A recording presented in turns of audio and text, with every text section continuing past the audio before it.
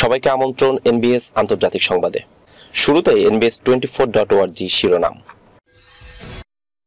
গাজা ফিলিস্তিনি ভূখণ্ডের অবিচ্ছেদ্য অংশ, মুসলিম দেশগুলোর অবস্থানকে সমর্থন করে চীন।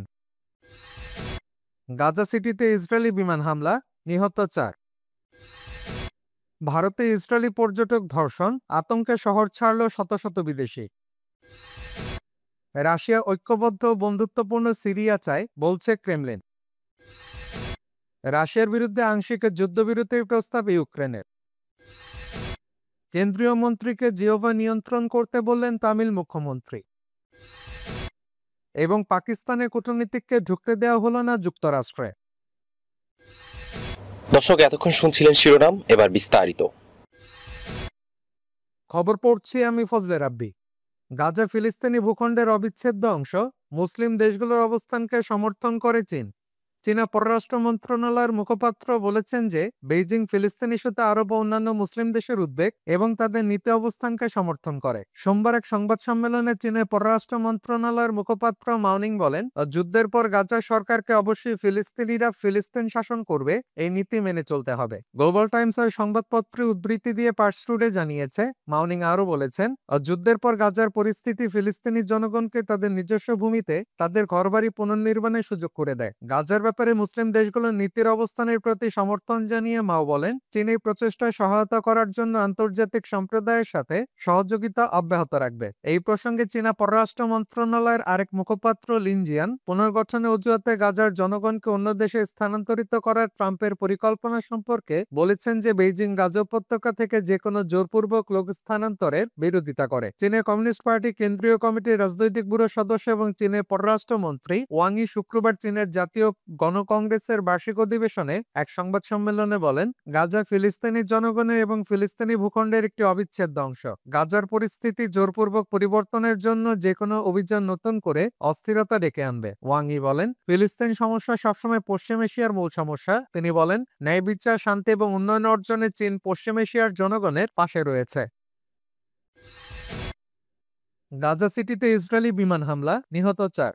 ইসরায়েলি বিমান হামলায় মঙ্গলবার গাজা সিটিতে 4 জন নিহত হয়েছে বলে জানিয়েছে ফিলিস্তিনি ভূখণ্ডের বেসামরিক প্রতিরক্ষা সংস্থা। অন্যদিকে ইসরায়েলি সেনাবাহিনী বলেছে, তারা এমন সন্ত্রাসীদের লক্ষ্যবস্তু করেছে যারা সেনাদের জন্য হুমকি তৈরি করেছিল। এএফপির প্রতিবেদন থেকে এ তথ্য জানা গেছে। সংস্থাটির মুখপাত্র মাহমুদ বাসাল এএফপিকে বলেন, গাজা সিটির দক্ষিণে নেটজারিম এলাকায় একদল নাগরিকের ওপর ইসরায়েলি হামলা চালানো হয়। এতে 4 জন নিহত হয়েছেন, যাদের মধ্যে 2 জন সম্পর্কে ভাই। সবাই ছিলেন বিশর্ধ পুরুষ। অন্যদিকে ইসরায়েলি সামরিক বাহিনী জানায়, তাদের বিমান বাহিনী সন্দেহজনক তৎপরতায় লিপ্ত কয়েকজন সন্ত্রাসীকে হামলার লক্ষ্যবস্তু করেছে যারা আইডিএফ সেনাদের জন্য হুমকি তৈরি করেছিল। পরে এক পৃথক বিবৃতিতে সেনাবাহিনী জানায়, দক্ষিণ গাজার আরেকটি বিমান হামলায় তারা এক যোদ্ধাকে লক্ষ্যবস্তু করেছে। বিবৃতিতে আরো বলা হয়েছে, আজকের আগে দক্ষিণ গাজা এক সন্ত্রাসীকে আইডিএফ সেনাদের উপর নজরদারি ও গোয়েন্দা তথ্য সংগ্রহের কাজ করতে দেখা যায়। হুমকি দূর করতে আইএফ বিমান বাহিনী সন্ত্রাসীকে লক্ষ্য করে হামলা চালায়। তবে যোদ্ধা নিহত হয়েছেন কিনা তা বিবৃতিতে উল্লেখ করা হয়নি। এএফপি বলছে, ইসরায়েল মার্চের শুরু থেকে গাজায় প্রায় প্রতিদিন বিমান হামলা চালিয়ে আসছে। সেনাবাহিনী বলছে, তারা বিস্ফোরক স্থাপন করা যোদ্ধাদের লক্ষ্যবস্তু করছে। হামাসের সঙ্গে ইসরায়েলের চলমান যুদ্ধে 19 জানুয়ারি থেকে কার্যকর থাকা এক নাজুক যুদ্ধবিরতি এখনো বহাল রয়েছে। একই সঙ্গে ইসরায়েলের হামলা অব্যাহত রয়েছে এবং যুদ্ধবিরতি বাড়ানো নিয়ে এখনো কোনো চুক্তি হয়নি। আর যুদ্ধবিরতির প্রথম পর্যায়ে মার্চের শুরুতে শেষ হলেও ইসরায়েল ও হামাস দুই পক্ষই সর্বাত্মক যুদ্ধে ফেরার পথ থেকে বিরত রয়েছে। হামাস বারবার যুদ্ধবিরতির দ্বিতীয় পর্যায়ে বাস্তবায়নের দাবি জানিয়ে আসছে, যা স্থায়ী যুদ্ধবিরতি, গাজা থেকে ইসরায়েলের সম্পূর্ণ প্রত্যাহার ও জিম্মি বিনিময়ের মাধ্যমে আরো ফিলিস্তিনি বন্দীর মুক্তির পথ প্রশস্ত করবে। তবে ইসরায়েল বলছে, তারা যুদ্ধবিরতির প্রথম পর্যায়ে আগামী এপ্রিলের মাঝামাঝি পর্যন্ত বাড়ানোর পক্ষে। ভারতে ইসরায়েলি পর্যটক ধর্ষণ, আতঙ্কে শহর ছাড়ল শত শত বিদেশি। দক্ষিণ ভারতের কর্ণাটক রাজ্যের হাম্পি শহরের কাছে এক নারকীয় ঘটনার পর শত শত বিদেশি পর্যটক এলাকা ছেড়ে চলে গেছেন। গত বৃহস্পতিবার রাতে 3 দুষ্কৃতের হাতে এক ইসরায়েলি নারী পর্যটক ও এক ভারতীয় হোমস্টে মালিক দলবদ্ধ ধর্ষণের শিকার হন এবং নিহত হন এক ব্যক্তি। পুলিশ জানায়, ওই 3 জন আরো 2 পুরুষ পর্যটকের সঙ্গে সানাপুর গ্রামে তারামণ্ডল পর্যবেক্ষণ করছিলেন। এই সময় 3 হামলাকারীর সঙ্গে টাকা নিয়ে কথা কাটাকাটির এক পর্যায়ে সংঘর্ষ বাধে। এরপর হামলাকারীরা 3 পুরুষকে নদীর খালে ঠেলে ফেলে দিয়ে 2 নারীকে ধর্ষণ ধর্ষণ করে। ওই 3 জনের মধ্যে 2 জন সাঁতরে পালাতে পারলেও ওড়িশার এক ব্যক্তি ডুবে যান। হাম্পি একসময় হিন্দু বিজয়নগর সাম্রাজ্যের রাজধানী ছিল। বর্তমানে ইউনেস্কোর বিশ্ব ঐতিহ্যবাহী স্থানে স্বীকৃতি পেয়েছে সেটি। এই অঞ্চলে প্রতি বছর 1 লাখের বেশি বিদেশি পর্যটক যান। বিশেষ করে ইসরায়েল ও ইউরোপের পর্যটকরা সেখানে ভিড় করেন। তবে নৃশংস ঘটনার পরপরই পর্যটকদের মধ্যে আতঙ্ক ছড়িয়ে পড়েছে। কর্ণাটক ট্যুরিস্ট গাইড অ্যাসোসিয়েশনের সাধারণ সম্পাদক বিরূপাক্ষ হাম্পি জানান, 90% বেশি পর্যটক, যাদের বেশিরভাগই ইসরায়েলি, তাদের হোমস্টে ছেড়ে চলে গেছেন। এক ইসরায়েলি পর্যটক তালিয়া জিলবার বলেন, আমাদের পরিকল্পনা ছিল হোলি উৎসব পর্যন্ত এখানে থাকার, কিন্তু নিরাপত্তার কারণে আমরা রাজস্থান চলে যাচ্ছে। এই ঘটনায় কর্ণাটকের মন্ত্রী শিবরাজ টাঙ্গাদাগি রাতের বেলা একাকী ভ্রমণ না করার পরামর্শ দিয়েছেন। ভারতে নারীদের বিরুদ্ধে সহিংসতা ও ধর্ষণের ঘটনা উদ্বেগজনকভাবে চলতে থাকায় দেশব্যাপী ক্ষোভ ছড়িয়ে পড়েছে। 2012 সালে দিল্লিতে এক মেডিকেল ছাত্রীকে দলবদ্ধ ধর্ষণ ও হত্যাকাণ্ডের পর কঠোর আইন প্রণয়ন করা হলেও ধর্ষণের ঘটনা অব্যাহত রয়েছে। ভারতের জাতীয় অপরাধ রেকর্ড ব্যুরোর তথ্য অনুযায়ী 2022 সালে দেশটিতে প্রায় 32,000 ধর্ষণের মামলা নথিভুক্ত হয়েছে। তবে বিশেষজ্ঞরা মনে করেন, সামাজিক কলঙ্ক ও পুলিশের প্রতি অনাস্থার কারণে বহু ঘটনা নথিভুক্তই হয় না। রাশিয়া ঐক্যবদ্ধ ও বন্ধুত্বপূর্ণ সিরিয়া চায়, বলছে ক্রেমলিন। ক্রেমলিন জানিয়েছে, সিরিয়া সহিংসতা নিয়ে রাশিয়া অন্যান্য দেশের সঙ্গে যোগাযোগ রাখছে এবং যুদ্ধবিধ্বস্ত দেশটিকে তারা ঐক্যবদ্ধ করতে চায়। ব্রিটিশ সংবাদ মাধ্যম রয়টার্স ও ফরাসি বার্তা সংস্থা এএফপি তাদের এক প্রতিবেদনে এই খবর জানিয়েছে। বার্তা সংস্থাটি বলছে, গত ডিসেম্বরে বাশার আল আসাদের পতনের পর সিরিয়ায় সংখ্যালঘু আলাউইদ সম্প্রদায়ের সঙ্গে দেশটির নিরাপত্তা বাহিনীর সংঘর্ষ চলছে। গত কয়েকদিনের অস্থিরতা দেশটির স্থিতিশীলতায় গুরুতর হুমকি হয়ে দাঁড়িয়েছে। ক্রেমলিনের মুখপাত্র দিমিত্রি পেসকভ মঙ্গলবার সাংবাদিকদের বলেন, সিরিয়ার ইস্যুতে আমরা অন্যান্য দেশের সঙ্গে যোগাযোগ রাখছি এবং প্রস্তুত আছে। মস্কো সিরিয়াকে ঐক্যবদ্ধ, সমৃদ্ধ ও বন্ধুত্বপূর্ণ দেখতে চায়। সিরিয়ায় 13 বছরেরও বেশি সময় ধরে গৃহযুদ্ধ চলার পর বিদ্রোহী গোষ্ঠীর হাতে ক্ষমতাচ্যুত হয়ে রাশিয়া পালিয়ে যান বাশার আল আসাদ। ক্ষমতায় থাকাকালে মস্কো ছিল তার প্রধান সামরিক ও রাজনৈতিক পৃষ্ঠপোষক। আসাদের পতনের পর সিরিয়ায় নিজেদের সামরিক ঘাঁটি টিকিয়ে রাখতে দেশটির নতুন প্রশাসনের সঙ্গে সম্পর্ক জোরদার করার চেষ্টা করছে রাশিয়া। সিরিয়ার নতুন সরকার সোমবার আসাদের অনুগতদের বিরুদ্ধে অভিযানের সমাপ্তি ঘোষণা করেছে। Syrian observatory for human rights জানিয়েছে, সহিংসতায় 1068 জন বেসামরিক লোক নিহত হয়েছেন, যাদের বেশিরভাগই আলাউইত সম্প্রদায়ের সদস্য। দেশটির নিরাপত্তা বাহিনী অথবা তার মিত্র গোষ্ঠীগুলো তাদের মৃত্যুদণ্ড কার্যকর করেছে। সিরিয়ার অন্তর্বর্তীকালীন প্রেসিডেন্ট আহমেদ আল সারা সশস্ত্র গোষ্ঠীগুলোকে অকার্যকর করে পুরো দেশে সরকারি নিয়ন্ত্রণ প্রতিষ্ঠার চেষ্টা করেছেন। রাশিয়ার বিরুদ্ধে আংশিক যুদ্ধবিরতির প্রস্তাব ইউক্রেনের।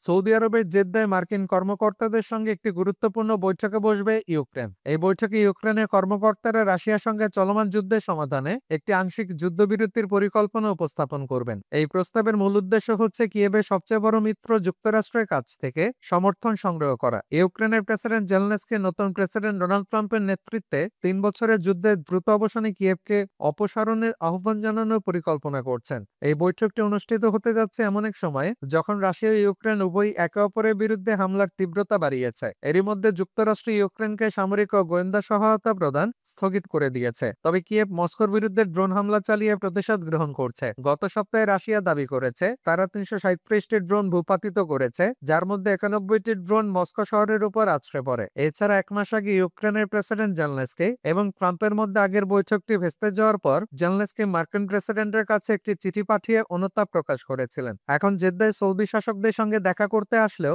জেলেনস্কি নিজে বৈঠকে অংশ নেবেন না। তিনি তার শীর্ষ 3 সহযোগীকে ওই বৈঠকে পাঠিয়েছেন। এদিকে যুক্তরাষ্ট্রের পররাষ্ট্রমন্ত্রী মার্কো রুবিও এবং ট্রাম্পের জাতীয় নিরাপত্তা উপদেষ্টা মাইক ওয়ালস বৈঠকে যোগ দেবেন এবং আশা প্রকাশ করেছেন সামরিক সহায়তা স্থগিত করার বিষয়ে কোনো সমাধানে পৌঁছাতে পারবেন। জেলেনস্কি এবং ট্রাম্পের মধ্যে একটি চুক্তিতে সই করার কথা ছিল, যেখানে ইউক্রেনের বিরল খনিজ সম্পদ মার্কিনীদের সরবরাহ করা হতো। তবে এই চুক্তি আলোচনায় মূল ভূমিকা পালন করবে না, এমনটি জানিয়েছেন রুবিও। রুবিও এবং ওয়ালস উভয়ই আলোচনায় অংশ নিতে এসেছেন এবং আশা করছেন তারা ইউক্রেনের যুদ্ধবিরতি প্রস্তাবের সমাধানে সহায়তা করতে পারবেন। তবে রুবিও মনে করেন পূর্ণাঙ্গ আপোষ ছাড়া যুদ্ধের সমাপ্তি সম্ভব নয়। তিনি আরো বলেন, রাশিয়ার জন্য পুরো ইউক্রেন দখল করা সম্ভব হবে না এবং পূর্ববর্তী সীমিত আক্রমণের মতো 2014 সালের অবস্থানে ফিরে যাওয়া কঠিন হবে। সৌদি যুবরাজ মোহাম্মদ বিন সালমানের সঙ্গে বৈঠককালে জেলেনস্কি ইউক্রেনের স্থায়ী শান্তি চুক্তির শর্তাবলী নিয়ে আলোচনা করেছেন এবং সৌদি আরবের মধ্যস্থতাকারী ভূমিকা নিয়ে আলাপ করেছেন। তবে রুবিও জানান, এই বৈঠকে মানচিত্র রেখা টেনে চূড়ান্ত চুক্তিতে পৌঁছানো সম্ভব নয়, তবে আলোচনা রাশিয়ার কাছে গুরুত্বপূর্ণ বার্তা পৌঁছাতে সহায়ক হবে।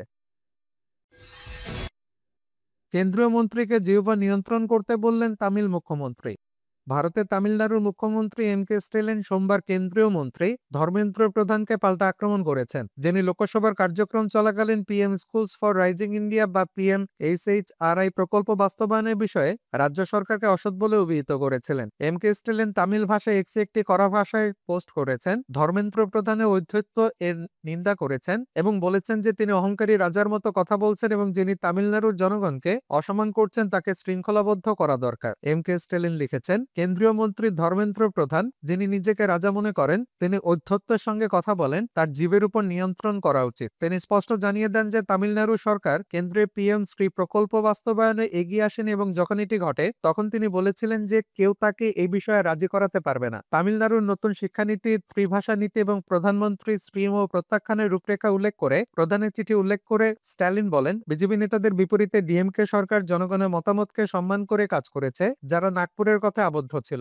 ধর্মেন্দ্র প্রধানের বিপরীতে মন্তব্যকে ডিএমকে সদস্যরা প্রতিবাদ করায় লোকসভার কার্যক্রম সোমবার প্রায় 30 মিনিটের জন্য স্থগিত হয়ে যায়। পাকিস্তানের কূটনীতিককে ঢুকতে দেওয়া হলো না যুক্তরাষ্ট্রে।